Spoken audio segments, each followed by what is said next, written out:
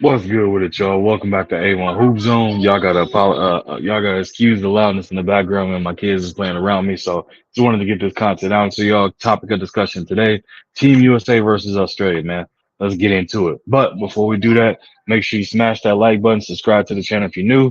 All right, so let's give a reaction video to it, man. So watch the game. Obviously, Team USA was started off. It was kind of close. Then went ahead, took a nice 20-point lead and things of that nature, man, going into the second half or in the second half, still up by a dub.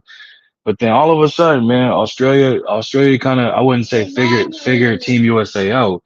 Australia got on a hot streak, and USA got to being extremely turnover prone. The ball getting turned over left and right, just miscues, firing at all directions. But it just seemed like Team USA went into a just coasting mode, and that was more so when you had the veterans on the court, like a LeBron, Steph, even hell, you can even say Tatum for that example, or for example, and Embiid as well. It was like AD. It just seemed like Team USA went to this coasting mode, and then Australia just kind of struck a chord, and they got hot from there. You know what I mean? Forcing all these turnovers and things of that nature. Um, and then obviously you bring in Anthony Edwards, Tyrese Halliburton, that young core, Drew Holiday, and the rest of those guys, Devin Booker. Things started to tighten up. You know what I mean?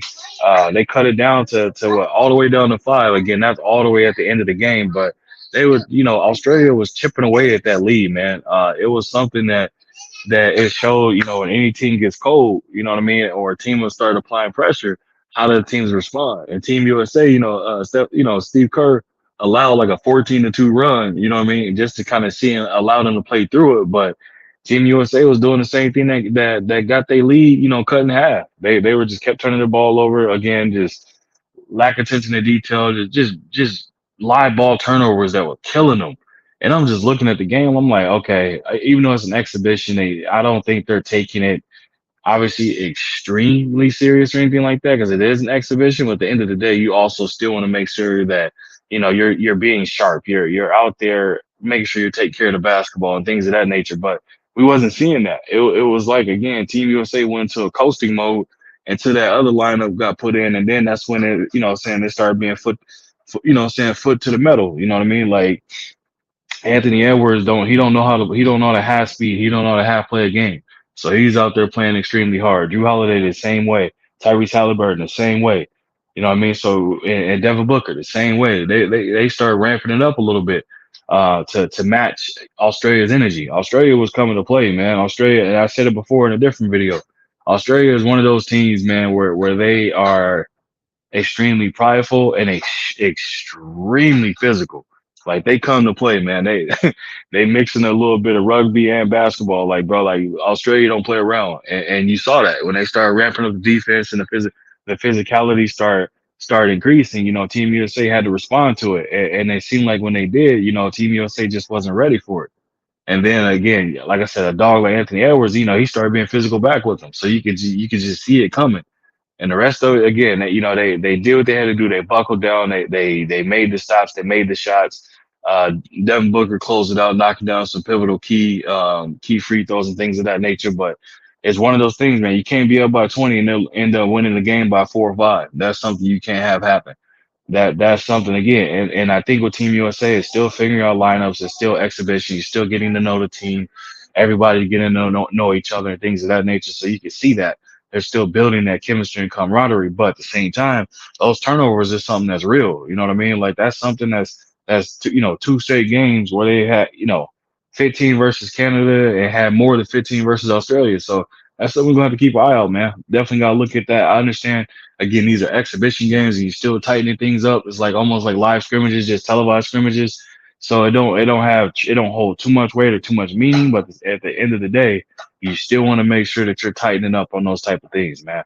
I expect, obviously when the Olympic games begin, I expect, more heavier minutes from LeBron, Steph, AD, and then we still got to see what the verdict is on KD. You know what I mean? Like I said, I made a different video, and I stated in there that it's quite possible that Team USA might and the Phoenix Suns might make a joint decision to send KD home. Too valuable to the Phoenix Suns to risk playing in Team USA when you got a Team USA roster that's as heavily loaded as it is. Is obviously it's another Another big gun they would have out there if he's playing for Team USA, but if all the Phoenix Suns, that's the risk you're not willing to take. So there's something that go along with that, man. That's just way too much of a risk. But hey, it's up to them. It's up to their decision. Like I said, in my video prior when I talked about KD in the situation, him potentially withdrawing, I think the Phoenix Suns is going to go ahead and make that call to Team USA, and they probably might go ahead and send them home and bring in somebody else. You didn't see much any of Derek White in this game, but I think still learning, getting to learn the plays and play calls and things of that nature. So expect to see him out there. He's definitely going to be a major contributor. So it's going to be a hell of a thing, man. Hell of a thing. Like I said, in this game, it showed how Team USA could definitely, when hot or things is going, man, they could run up the score super quick. But when they cool down and they start buckle down and team starts ramping up that defense, how do they respond? How do they lock in? What do they do? And we got to see, that metal being tested, and we saw how they responded. So now it's a matter of, okay, it's a matter of what do they do? How do they deal with this? And if it comes to an Olympic game in this situation, do they respond the same way?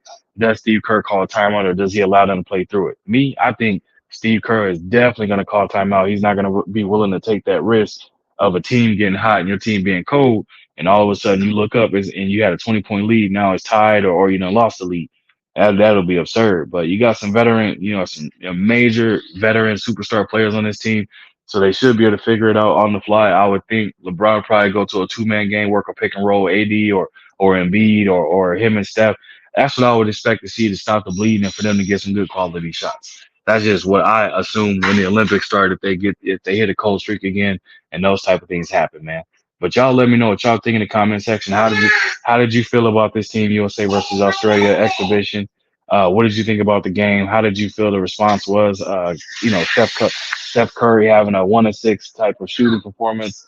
We all know he is the probably, if not the one of the greatest shooters in NBA history. So I don't expect to see that happening again from him. But y'all let me know what y'all think in the comment section, man. And I always respond to each and every comment. Smash that like button, subscribe to the channel if you're new. Appreciate y'all coming through, and y'all already know what it is, man. If you want to support the channel, that information is right there at the bottom of the screen. It's in the description as well. Feel free to leave a super thanks. If you don't know what that is, back out, hit the like button, look 4 icons over to the right, see where it says thanks, click that, follow the instructions. You can support the channel that way, man. But again, I appreciate y'all coming through. I'll be back at y'all with another one. Y'all check out the other videos as well, man. Dope content coming, and we'll keep working, man. Appreciate y'all, and we out.